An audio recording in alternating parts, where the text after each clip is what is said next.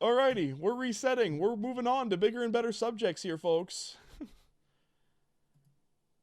We got NBA news up the wazoo tonight.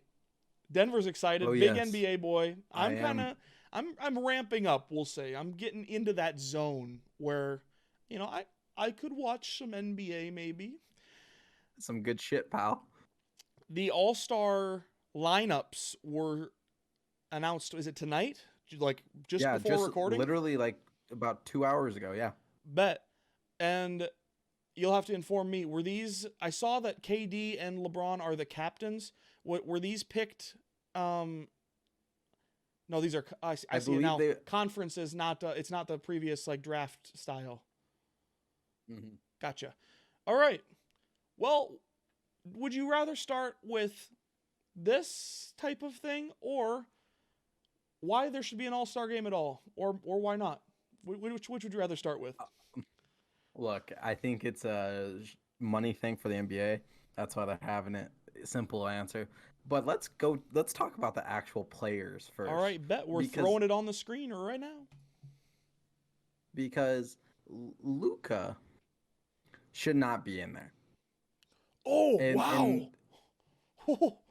Denver's and come out here with the flames. and and if you go, I didn't put it in here because I didn't really care enough to put it in there. But if you go on Twitter, anyone who's watching this, listening, go to Twitter, look up Ernie Johnson's explanation of why Luka Doncic is starting over Damian Lillard, and it's just because the fans, like, come on, Luka's had a terrible season compared to Damian Lillard. Dame should be in there. Even Donovan Mitchell should be in there over Luka. But like that's a star-studded team. Jokic is in there. Love him. He's one of my favorites to watch. Yes, I'm for our so happy audio to see. only audience, the starting five in the West is LeBron as the captain, and you have Steph Curry, Luka Doncic, Nikola Jokic, and Kawhi Leonard. And on the East side, Kevin Durant was the captain with Giannis, Brad Beal, Joel Embiid, and Kyrie. Go ahead, Denver. Sorry to interrupt. Okay. No, you're good. I'm really happy to see Steph Curry back in the All-Star form. That makes me really happy. I know they're not having the best season, but to see him come out ball like he can still play is insane. You know, that makes my heart happy. LeBron's having an MVP year, you know. So the West, this is going to be a good All-Star game, and if people don't know or haven't watched the All-Star game, it's like normal game up until like the last quarter, and then the Yes. final the quarter ends when the first team scores 24 points in honor of the late Kobe Bryant. So that was really interesting last year to see it, and I'm happy they brought it back again this year. But Dirks, what do you think of this team? Yeah, like what you were saying, while we're on the note of Steph Curry and MVP years type thing, did you see the tweet from a couple of days ago that was like Steph's averaging 30 points a game, whatever he's averaging from behind the arc, it's like 40 high 40%, I think. Like his effective field goal percentage is damn near 70, and he's like averaging almost identical numbers to his unanimous MVP season. That's just I And what's it great, makes my heart happy because I'm a firm believer that the NBA is a lot better when stars like Steph Curry, especially likable stars like Steph Curry, are healthy and doing their thing. That's why I think it suffered last year when he wasn't in. It's gonna suffer a little. It's suffering, a little bit this year. We got like Clay Thompson and a couple of guys that we'll get to a little later are playing for not playing for other reasons. But yeah, I'm excited to watch a little All Star basketball. I think we'll get into that in a minute. What about the East? Do you have any thoughts on the East? I am so freaking happy Bradley Beal is in this. Like, It, Bradley Beal this dude deserves balls. everything he gets. This he is literally like, I'm staying in Washington, even though he might get traded before the deadline. But I'm staying here. I want to stay here. I want to play, or that's the way he at least makes it perceives it out to be. But it's good to see him here. Giannis, obviously, KD, obviously, Joel Embiid. He's playing lights out this season too. It's gonna be a good competitive game, I really believe. And while we're, we would be remiss, I think. We talked about how it's good for Steph Curry to be back and doing his thing. K freaking D is out here doing big shit too, dude. And it's obviously long road back from where he was with that Achilles injury in the playoffs a couple of years back. This league has taken it up a notch again this year with KD and Steph returning. I'm sure there's other people that I'm glossing over a little bit, but those two are obviously the headliners. Very true.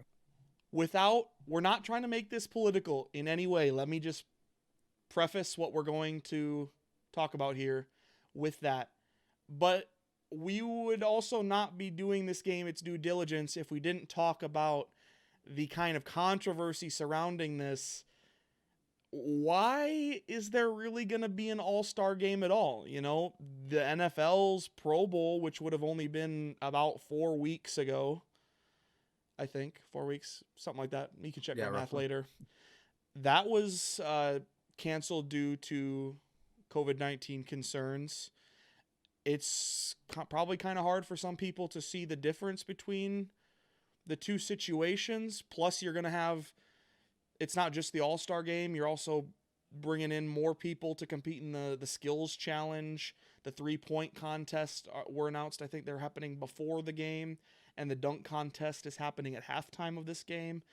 It's just very interesting if, again, without getting to the political side of, should they, shouldn't they, whether the NBA, what statement they're kind of making here compared to some of the other leagues that, I think I know it was a little different a few months ago, but the MLB didn't have an all-star game this last year either, I don't think. I think they're the only one going through with it. So, I said earlier it's a money thing, and I still believe it's a money thing. But I also think the NBA has continuously strided forward through this pandemic without getting too political about things. They've continued to, the bubble was revolutionary. It really helped that concept. And then, I just read a tweet today saying that out of the 200, 300 players that are in the league, only 5 positive COVID tests, which is great.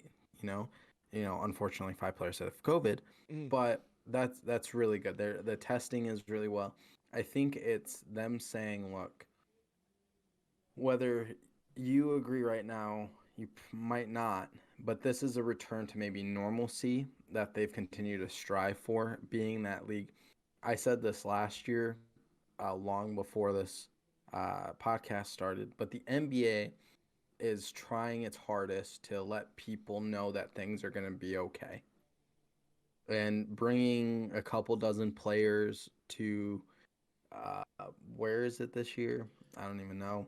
I want to say, I read it was in Atlanta. Does that sound right? That could be correct, yeah. To Atlanta or wherever. To play the game, to show people, hey, it's going to be okay. We're here to have fun. We're here to have enjoyment. That's maybe what they're striving for a little bit more, I think. I think it's less political. I don't want to tick anyone off. But, absolutely. having the All-Star game. I think that's a good point that you make about it's more of a statement that, hey, even in this kind of weird, uncertain time, things can still move forward. It's not the absolute end of the world. We're still doing things. We're being safe, yet we're still kind of having fun. I like the way you framed that.